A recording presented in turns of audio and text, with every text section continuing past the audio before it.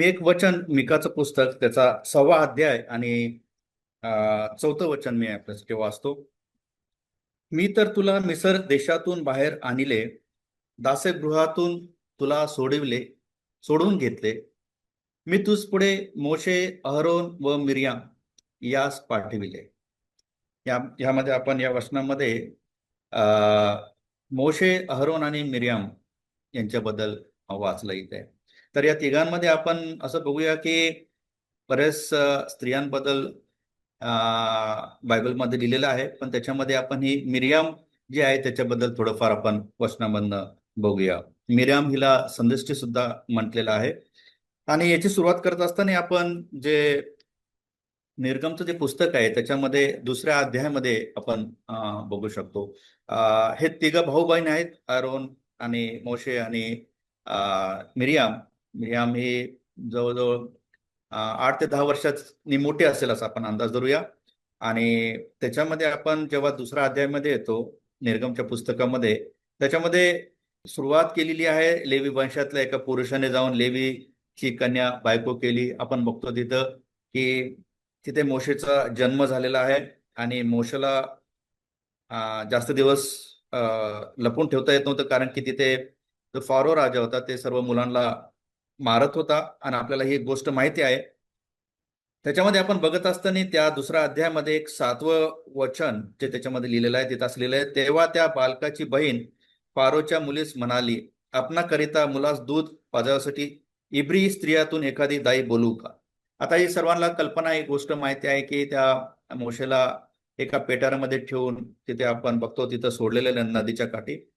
आणि तिथेच ती फारोची जी मुलगी आहे तिथं आली आहे आणि तिने तिच्या दासीला सांगितलं त्या बाळाला घेऊन ये. आणि तिथे आपण बघतो की त्या मोशेची मोठी बहीण तिथे तिने आपलं मुख, आपली जीभ तिथं उघडलेली आहे. आणि तिथे ती सांगत आहे की तुम्हाला जर अशी डाळी पाहिजे असेल दूध पाजायसाठी तर मी घेऊन येते. आपण जसं बघायला गेलं तर ती फारोची मुलगीने हा इब्री मुलगा जर आहे असं जर बघितलं तर तिने तिथे इब्री लोकांना पूर्ण मुलांना मारत होते, तिने त्या मुलाला फारोकडे दिलं असतं आणि मारलं असतं. पण तिथं आपण बघतो की 6व्या वचनामध्ये तिथे तिला त्याचा कळवळा आला, देवाने तिच्या अंतकरणामध्ये कार्य केले तिथे आणि मोशाला मारण्यापासून तिथं काय केलं, आपण सावरून धरलं. आणि तिथं असं बघतो की तिथे त्या बहिणीच्या मुखामध्ये, जिभेमध्ये शब्द टाकले आणि तिथे आपण बघतो की त्या दाईचा बंदोबस्त म्हणजे त्या मोशेच्या आईचाच बंदोबस्त तिथं केला. त्या आईने त्या मुलाला तिथे दूध पाजले, तिला तिथं वेतन पण मिळालं. तो मुलगा मोठा होतो आपण बघतो की त्या मुलाचं तिथे संगोपन केलं आणि त्याला देवाच्या भयामध्ये वाढवलं. आणि आपण बघतो की तिथे त्या मग फारोला त्याला मोशेला देण्यात आलं. पहिली गोष्ट आपण याच्यामध्ये बघतो की त्या बहिणीच्या द्वारे ही जी मिर्याम आहे हिच्या मुखाच्या द्वारे, हिच्या जिभेच्या द्वारे देवाने तिथं एक मोठा उद्देश तिच्याद्वारे पूर्ण करून घेतलेला आहे. आणि आपण बघतो या मोशेमुळेच पुढे नेतृत्व करून मोशे हा नेतृत्व करणारा आपण असं बघतो. या अहरोन त्याचा भाऊ हा याजकचं कार्य करताना बघतो आणि मिर्याम ही संदेष्टीचं काम तिथं करताना आपण बघतो. तर असं हे सुंदर असं कुटुंब, या कुटुंबाच्या द्वारे आपण बघतो देवाने मोठी अद्भुत घटना तिथं घडवलेली आपण बघतो. सुरुवात इथे आपण बघतो की हे बहिणीची तिच्याद्वारे देवाने मोठी मोठी योजना, मोठं कार्य तिच्या मुखातून करून घेतलेलं आहे आणि त्याच्याद्वारे इथे आपण बघतो की मोसेचा जीव वाचलेला आहे. आता हीच गोष्ट आपण आता दुसरा एक बघूया की जेव्हा याच निर्गमच्या पुस्तकामध्ये जेव्हा 15व्या अध्यायामध्ये येतो, 15व्या अध्यायामध्ये तिथे आपण असं बघतो की जेव्हा 14 अध्याय सुरू होतो त्या 14 अध्यायापासूनच तिथे तांबडा समुद्र जो ओलांडला जातो, तिथे अद्भुत कार्य देव त्यांच्या तिथे करतो, त्या लोकांना वाचवतो. आणि एवढं सगळं करत असताना 15व्या अध्यायामध्ये ते लोक परमेश्वरची खूप स्तुती करतात. प्रत्येक याच्यामध्ये आपण बघतो परमेश्वरला बऱ्याच वेळा नाव घेतात आणि स्तुती करतात. आणि त्याच्यामध्येच आपण बघतो की 15व्या अध्याय आणि 20 वचनामध्ये असं लिहिलेलं आहे तिथे, मग अहरोनाची बहीण मिर्याम संदिष्टी हिने हाती डफ घेतला आणि सर्व स्त्रिया डफ घेऊन तिच्या मागून नाचत चालल्या आणि मिर्यामने त्यांना त्यांच्या गाण्याला ध्रुपद धरिले, परमेश्वराला गीत गा, कारण तो विजयी होऊन उन्नत झाला आहे, घोडा व स्वार त्याने समुद्रात टाकून दिले आहे. आता ह्याच मिरियामच्या याच्यामध्ये दुसरी गोष्ट आपण बघतो की तिच्या मुखाद्वारे तिच्या जिभेद्वारे आपण बघतो की परमेश्वराची स्तुती आराधना करण्यामध्ये ती सर्वात पुढे आहे. ती संदेष्टी जेव्हा ती समोर येते तर आपण बघतो तिचा खूप मोठा प्रभाव तिथं स्त्रियांवर असतो. तिला बघून तिथं स्त्रिया सुद्धा येतात. म्हणजे मोशे जो आहे जो पुरुष तो आपण बघतो सर्व नेतृत्व करत असताना ही जी मरियम जी आहे ती तिचा पण कुठं खूप मोठा भागीदार पण आपण तिथे बघतो की तिच्याद्वारे तिथे मोठं कार्य होतंय. ती ती सगळ्यांना घेऊन प्रार्थना करत असेल, स्त्रिया तिच्याकडे येत असतील आणि खूप मोठं परमेश्वराचं कार्य तिच्या जीवनातनं तिथं आपण बघायला मिळतं. आणि हे जे गाणं म्हणते तिचं अंतःकरण देवाकडे आपण बघतो की ते आनंदाने ती स्तुती करते आणि तिच्यावर पूर्ण तिथली जी आजूबाजूची परिस्थिती आणि स्त्रियांना आनंद आणि स्त्रियांना सुद्धा उत्तेजन देऊन ती काय करत आहे प्रभूमध्ये आणत आहे. आता ह्या दोन गोष्टी आपण बघतो. पहिली गोष्ट म्हणजे तिच्याद्वारे एक मोठं कार्य, एक योजना देव पूर्ण करून घेत आहे. मोशेला जीवदान देऊन आपण बघतो तिथे कार्य करतो आहे. दुसरी गोष्ट बघतो आपण तिच्या मुखाद्वारे तिच्या जिभेद्वारे परमेश्वर तिथे आपण बघतो तिच्याद्वारे परमेश्वराची आराधना होतीये, परमेश्वराची स्तुती होतीये, महिमा होतोय, गौरव होतोय. आता हीच गोष्ट आपण पुढे बघूया जेव्हा आपण गणनाच्या पुस्तकामध्ये येतो आणि गणनाच्या पुस्तकामध्ये 12व्या अध्यायामध्ये आल्यानंतर या कुटुंबामध्ये एक घटना घडते. पहिल्या वचनामध्ये असं लिहिलेलं आहे, मोशेने कुशी लोकातली एक स्त्री बायको केल्यामुळे मिरियाम व अहरोन त्याच्या विरुद्ध बोलू लागले. ते म्हणाले त्याने कुशी लोकातली स्त्री बायको करून घेतली आहे. ते म्हणाले परमेश्वर केवळ मोशेशीच बोलला आहे काय, आमच्याशी पण नाही का बोलला. परमेश्वराने ते ऐकले. आता इथे आपण बघतो हीच मिरियाम एक संदेष्टी आहे. जवळजवळ आता ती 90 वर्षाची आहे, परिपक्व आहे. इस्रायल लोकांमध्ये स्त्रियांना ती उत्तेजन देऊन पुढे नेणारी स्त्री आहे. आपल्या मुखाच्या द्वारे परमेश्वराचा गौरव करणारी आहे, आपल्या जिभेच्या द्वारे परमेश्वराचे स्तवन करणारी आहे. पण इथे आपण बघतो ह्या कुटुंबामध्ये एक छोटीशी बाब आहे. इतक्या दिवस ती त्या लोकांबरोबर राहत असताना कदाचित बरेचसे लोक तिच्याकडे येत असतील, आपण बघतो बरेचसे लोक तिच्याकडनं राय घेत असतील. पण इथे जेव्हा मोशेची बायको आली तेव्हा तिला असं वाटायला लागतं की कदाचित अरे माझ्यामुळे मी इथे असताना सुद्धा हे मोशेच्या बायकोकडे जात आहेत, काही स्त्रिया तिला विचारायला जात आहेत किंवा तिची भेट घ्यायला जात आहेत. तिच्या मनामध्ये ईर्ष्या द्वेष आपण बघतो आलेला आहे. आणि म्हणून तो जो ईर्ष्या जो द्वेष आहे तिच्या मुखातून तिच्या जिभेचे वाटे आपण बघतो की ती मोशेच्या विरुद्ध कुरकुर करत आहे. आणि तिचा भाऊ जो आरोन आहे तो त्याला पण तिने काय केलं आपल्या जाळ्यामध्ये ओढलेला आहे. आणि हे दोघे मिळून काय करत आहे आता या मोशेला नाव ठेवत आहेत, बोलत आहे, कुरकुर करत आहे. आणि एका घरामध्ये आपण बघतो की वाद निर्माण झालेला आहे. आणि तिथे जेव्हा ही गोष्ट घडते तेव्हा असं लिहिलेलं आहे की परमेश्वराने ते ऐकलं. परमेश्वराने ते ऐकलं. आणि आपण असं बघतो तिथे की असं लिहिलेलं आहे तिथे मोशे तर हा सर्व पृथ्वीवरील भूतलावरील सर्व मनुष्यांमध्ये नंबर माणूस. आणि असं असताना तिथं असं लिहिलेलं आहे की मोशे, आरोन व मिर्याम यांना परमेश्वर म्हणाला तुम्ही तिघे दर्शन मंडप समोर या. आता ही बाब परमेश्वरने खूप सिरियस घेतलेली आहे. कुठलीही गोष्ट मनुष्य आपण बघतो की साधारणपणे आपण बघतो की आपण काही प्रमाणे बोलून जातो. पण ही गोष्ट लक्षात ठेवली पाहिजे आपण की आपण कुणाविरुद्ध बोलत आहे, की जीभ आपण जी चालवत आहे कुणाविरुद्ध चालवत आहे.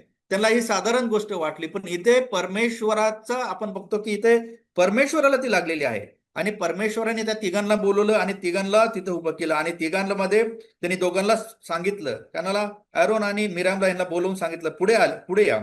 परमेश्वर त्यांना म्हणाला की माझे शब्द ऐका, तुमच्यामध्ये कोणी संदेष्ट असला तर मी त्याला दृष्टांतात प्रकट होत असतो आणि स्वप्नात त्याच्याशी भाषण करीत असतो. पण माझा सेवक मोशे याच्या बाबतीत तसे नाही. माझ्या सर्व घराण्यात तो विश्वासू आहे. मी त्याच्याशी स्पष्टपणे तोंडातोंड बोलत असतो, गूढ अर्थाने बोलत नसतो. परमेश्वराचे स्वरूप तो पाहत असतो. तर माझा सेवक मोशे याच्या विरुद्ध बोलायला तुम्हाला भीती कशी नाही वाटली. परमेश्वर एकदम स्ट्रॉंग मेसेज, एकदम एकदम स्ट्रॉंग त्यांना विचारत आहे की तुम्ही ही गोष्ट बोलायला तुम्हाला भीती कशी नाही वाटली. मोशे विचार करा किती मोठ्या प्रमाणामध्ये त्या मोशेला दुःख झालेलं असेल. हा परमेश्वरासमोर प्रत्येक इस्रायल मनुष्यांच्या समोर नम्र होऊन रडून प्रार्थना करणारा व्यक्ती जेव्हा याच्याच विरुद्ध जेव्हा अशी कुरकुर केली जाते, ते पण त्याचे आप्तजन, त्याच्या घरातले लोक, त्याचे जवळचे लोक त्याच्या विरुद्ध जेव्हा या गोष्टी कुरकुर करतात तेव्हा त्याचं किती मन दुखावलं गेलं असेल. आणि त्याच्या पण पेक्षा मोठी गोष्ट म्हणजे या परमेश्वराचं मन दुखवलं गेलेलं आहे. ते म्हणते तुम्ही ही हिंमत कशी केली, तुम्हाला भीती कशी नाही वाटली? प्रियानो, ही छोटीशी बाब त्यांना वाटले असेल ही छोटीशी बाब आहे, पण परमेश्वराच्या नजरेसमोर ही खूप मोठी बाब आहे. आणि म्हणून परमेश्वराने आपण बघतो तिथे जेव्हा परमेश्वर त्यांना सोडून गेला, आणि जसा परमेश्वर त्यांना सोडून गेला तिथे आपण बघतो की अहरोनने मागे वळून बघितलं तर तिच्या बहिणीला मिर्यामला काय झालेलं आहे तिथं, कुष्ठ रोग झालेला आहे. बर्फासारखी पांढरी झाली, कोडानी कोडानी ती भरली, कोडाने ती भरली. देवाने तिला तिचं तोंड बंद केलं नाहीये किंवा तिला आंधळी केली नाहीये, तिला काय, देवाने तिला कोड कोड म्हणजे एक थोडक्यात आपण चिन्ह बघू शकतो की एक पापाचं चिन्ह आहे. आपण छोटं पाप करूया किंवा मोठं पाप करूया, परमेश्वराच्या नजरेसमोर पाप हे पाप आहे. मग आपण किती पण मोठी व्यक्ती असून दे, किती पण मोठी छोटी व्यक्ती असून दे, आपल्या मंडळमध्ये आपण किती पण मोठं स्थान असून दे, किती छोटं स्थान असून दे, त्याचं परमेश्वर बघत नाही. परमेश्वर हे बघतो, तू माझ्या समोर पाप केलेला आहे. आणि परमेश्वराला पापी लोक आवडतात पण पाप आवडत नाही, हे स्पष्ट परमेश्वराने सांगितलेलं आहे.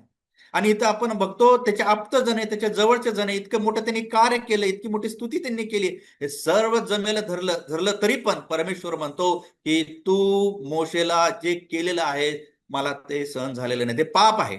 आणि इथं बघतो आपण की अशा प्रकारे तिला जो कोड झालेला आहे त्याच्यामध्ये आता ॲरोन म्हणतो, हे मोशेला म्हणतो, मोशेजवळ विनंती करतो, मोशे आम्ही मूर्खपणाचे काम केलेलं आहे, जे नको करायला आम्ही ते केलेलं आहे. आम्ही एवढं मोठं कार्य पुढे घेऊन जात असताना आम्ही परमेश्वराच्या विरुद्ध तुझ्या विरुद्ध हे मोठं पाप केलेलं आहे. कृपा करून त्या मरियमकडे बघ, तू प्रार्थना कर, देवाकडे प्रार्थना कर. जेव्हा मोशे परमेश्वराकडे धावा करतो तेव्हा देव काय म्हणतो बघा, परमेश्वर मोशेला म्हणाला, तिचा बाप तिच्या तोंडावर केवळ थुंकला असता तरी तिला 7 दिवस लाज वाटली नसती काय, म्हणून 7 दिवस तिला छावणी बाहेर कोंडून ठेव, नंतर तिला आत आणावे. त्याप्रमाणे मिर्यामला 7 दिवस छावणी बाहेर कोंडून ठेविले. तिला छावणीत परत आणीपर्यंत लोकांनी कूच केला नाही. किती मोठी बाब आहे बघा. भांडण सुरू झालेलं आहे घरामध्ये. आपल्या जवळच्या देवाचं कार्य करणारे प्रभूमध्ये आणि घरातले रक्ताची नाती आपण बघतो असताना सुद्धा एक वादविवाद तिथं झालेला आहे. तो वादविवाद आता बाहेर येऊन इस्रायल राष्ट्रामध्ये आलेला आहे. आणि जे देवाचं उद्देश, जे देवाचे कार्य आहे, जे देवाला त्यांना पुढे न्यायचं आहे, ते कार्य तिथं आपण बघतो रोखून ठेवलं गेलेलं आहे. कारण त्याचं कारण काय, ह्या छोट्याशा जिभेमुळे हे जे काम केलेलं आहे, जे अंतःकरणात ईर्ष्या द्वेष सगळा आहे तो बाहेर आला, मुखामध्ये आला, जिभेने ते काम केलेलं आहे. आणि एक मोठाच्या मोठा परिणाम आपण बघतो त्या घरामध्ये झालेला आहे आणि इस्रायल राष्ट्रामध्ये झालेला आहे. कदाचित लोकांनी विचारलं असतं, अरे मोशे तू एवढं मोठं कार्य करतोय, आम्हाला तू देवाचं मार्गदर्शन करतोय आणि तुझ्याच घरातली मेंबर असे कसे काय, तिच्यामुळे आमचं जाणं सुद्धा थांबलेलं आहे, आम्हाला या वाळवंटात किती त्रास होत आहे हे तू काय लक्षात येत नाही का? आणि तुमच्या घरामध्येच एकी नाही आहे आणि तुम्ही मंडळीमध्ये कशी एकी करता? कदाचित लोक असे बोलले असते. त्याच्यामध्ये विचार करा, मोशेच्या जीवनावर, मोशेच्या मनावर किती मोठा परिणाम झाला असेल. प्रियानो, आपण एखादी छोटी गोष्ट करतो, आपल्या लक्षात येत नाही, आपल्या जिभेद्वारे आपण काही एखाद्या वेळेस गोष्ट सहजरित्या बोलून जातो, पण आपण हा विचार करत नाही की आपण देवाच्या विरुद्ध काय बोललो आहे का. हे तुमच्या आणि माझ्या जीवनामध्ये असं बराच वेळा होत असतं. पण ह्याच्यामुळे एक लक्षात घेतलं पाहिजे की आपण पवित्र आत्म्याला खिन्न करत असतो आणि देवाच्या विरुद्ध बोलत असतो. आणि हे छोटं पाप असतं, पण ते पाप आपण बघतो मिरयमच्या जीवनामध्ये, त्याच्या ह्या उदाहरणामुळे आपल्याला दिसतं की किती मोठा परिणाम झालेला आहे, किती मोठा परिणाम तिथं झालेला आहे. आणि म्हणून प्रियानो, जेव्हा आपण ह्या छोट्याशा जिभेबद्दल आपण वाचतो, जेव्हा आपण याकोबाचे जे पुस्तक आहे नवीन करारामध्ये, याकोबाच्या पुस्तकामध्ये जेव्हा आपण 3ऱ्या अध्यायामध्ये येतो, त्या 3ऱ्या अध्यायाच्या वचनामध्ये वाचत असताना आपण बघूया की त्या वचनामध्ये काय लिहिलेलं आहे बघा. 3ऱ्या अध्यायामध्ये लिहिलेलं आहे, माझ्या बंधूंनो तुम्ही पुष्कळ जण शिक्षक होऊ नका. सर्वात पहिली गोष्ट म्हणजे एक लक्षात ठेवलं पाहिजे, आम्ही जे वचनाच्या द्वारे लोकांना सांगायचा प्रयत्न करतो, आम्ही जे वचन लोकांपर्यंत सांगायचा प्रयत्न करतो, आम्ही ज्या गोष्टी करतो, तिथं असं लिहिलेलं आहे, माझ्या बंधूंनो तुम्ही पुष्कळ जण शिक्षक होऊ नका, कारण आपल्याला अधिक दंड होईल हे तुम्हाला माहित नाही. कारण आपण सगळेच पुष्कळ चुका करीतो. कोणी जर बोलण्यात चुकत नाही तर तो मनुष्य पूर्ण होय, तो सर्व शरीरही कह्यात ठेवण्यास समर्थ आहे. घोड्यांनी आपल्या कह्यात राहावे म्हणून आपण त्याच्या तोंडात लगाम घातला, तर त्याचे सर्व शरीर आपण फिरवितो. तारवेही पहा, ती एवढी मोठी असतात व प्रचंड वाऱ्याने लोटली जात असतात, तरी सुकानदाराची इच्छा असते तिकडे ती अगदी लहानशा सुकानाने फिरवली जातात. तशीच जीभ ही लहानशा अवयव असून मोठ्या गोष्टीची फुशारकी मारते. पहा, लहानशी आग केवढ्या मोठ्या रानाला पेटविते. जीभ ही आग आहे, ती अनितीचे भुवन आहे. आपल्या अवयात सर्व शरीर अमंगल करणारा अवयव जीभ आहे. ती सृष्टीचे चक्र पेटविणारी आणि नरकाने पेटविलेली अशी आहे. श्वापदे पक्षी, सपटणारे प्राणी व समुद्रातील जीव या प्रत्येकाचा स्वभाव मनुष्या स्वभावाला वश होत आहे आणि झाला आहे. परंतु मनुष्यापैकी कोणीही जिभेला वश करायला समर्थ नाही. ती शांतीरहित असून दुष्ट आहे व प्राणघातक विषयाने भरलेली आहे. तिच्या योगे जो प्रभू व पिता त्याची आपण स्तुती करतो आणि देवाच्या प्रतिमेप्रमाणे केलेल्या माणसांचा तिच्याच योगे शापही देतो. एकाच तोंडातून स्तुती व शाप निघतात. माझ्या बंधूंनो, या गोष्टी अशा प्रकारे होता कामा नयेत. झऱ्याच्या एकाच छिद्रातून गोड पाणी व कडू पाणी निघते काय? प्रियानो, ही जर बाब आपण जर लक्षात घेतली, एकाच तोंडातून स्तुती व शाप निघतात. या गोष्टी अशा प्रकारे होता कामा नये. आपण बघतो की ही मरियम एवढी परिपक्व, एवढी आत्मिक आणि एवढी प्रभूमध्ये चालणारी होती, जिच्याद्वारे परमेश्वराने एक मोठी योजना, ती लहान असतानाच तिच्याद्वारे एक मोठी योजना परमेश्वराने करून घेतली. एक तिला संदेष्टी म्हणून आपण बघतो नावाजलेले आहे तिथे. एवढी संदेष्टी असताना आपण बघतो एवढे मोठे महान देवाची स्तुती आराधना ती करत होती. कितीतरी स्त्रिया तिच्या मागे आल्या, तिने लोकांना उत्तेजन दिलं. पण एक गोष्ट लक्षात ठेवली पाहिजे, आपण किती पण आत्मिक रीतीने परिपक्व असलो तर एक गोष्ट लक्षात ठेवली पाहिजे की आपण कधी पण कुठली गोष्ट हलक्यात क्षुल्लक अशी घेऊ नये. आपल्या दिवसाच्या रोजच्या घडीमध्ये आपण रोज पूर्णपणे अशा प्रकारे प्रभूला समर्पण करणं गरजेचं आहे. आपण स्वतःला पूर्णपणे प्रभूला दिवसात झोकून देण्याचं गरज आहे. कारण की आपल्याला माहित नाही आपण कशा प्रकारे सैतान आपल्याला अडवू शकतो. आपण आपली कंबर सत्याने कसली पाहिजे, विश्वासाची ढाल आपल्या हाती घेतली पाहिजे आणि आपण आत्म्याची तलवार म्हणजे जे वचन आहे ते आपण घेऊन रोज चाललं पाहिजे.